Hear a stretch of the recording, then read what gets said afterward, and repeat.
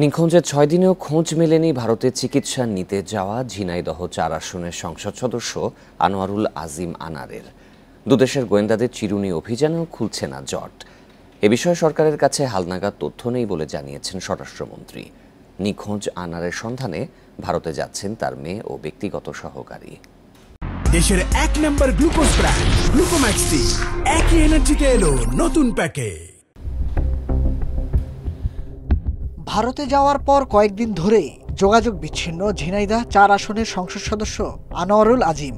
১২ মে চিকিৎসার জন্য পশ্চিমবঙ্গে যান আনার। ১৬ মে দিল্লি যাওয়ার কথা জানানোর পর থেকেই নিখোঁজ তিনি। উদ্বেগে এমপির পরিবার। এমপি আনারের খোঁজে ভারতের বিশেষ টাস্ক ফোর্স এসটিএফ এর সাথে যোগাযোগ করে ডিবি। এসটিএফ জানিয়েছে তার সর্বশেষ অবস্থান ছিল উত্তরপ্রদেশের মুজাফফরবাদে। এছাড়া একাধিক এলাকায় তার সিমের লোকেশন পাওয়া গেছে। স্পেশাল টাস্ক ফোর্স যেটা এসটিএফ, তাদের সাথে যোগাযোগ রাখছি, ইন্ডিয়ান গোয়েন্দার সাথে যোগাযোগ রাখছি, তাদের সাথে আমরা তথ্য আদান প্রদান করছি এবং উনি এখান থেকে যে ১৩ তারিখ গেলেন সেখানে কোন বাসায় উঠলেন সেই বাসার সম্পর্কে আমরা খোঁজখবর নিচ্ছি এবং এই বাসাটা কার নামে ছিল সেটা আমরা খোঁজখবর নিচ্ছি। এমপি আনার অপহরণের শিকার বা কোনো সিন্ডিকেটের কবলে পড়েছেন কিনা তা খতিয়ে দেখা হচ্ছে বলেও জানান ডিবি প্রধান।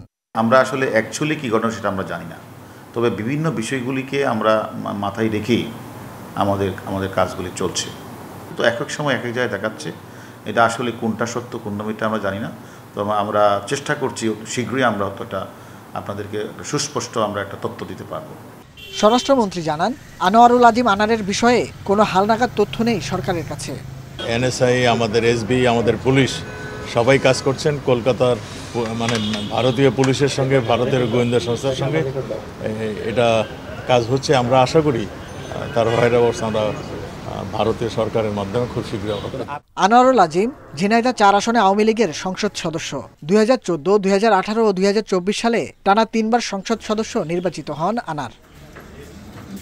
Nahid Kamal, independent news, Dhaka.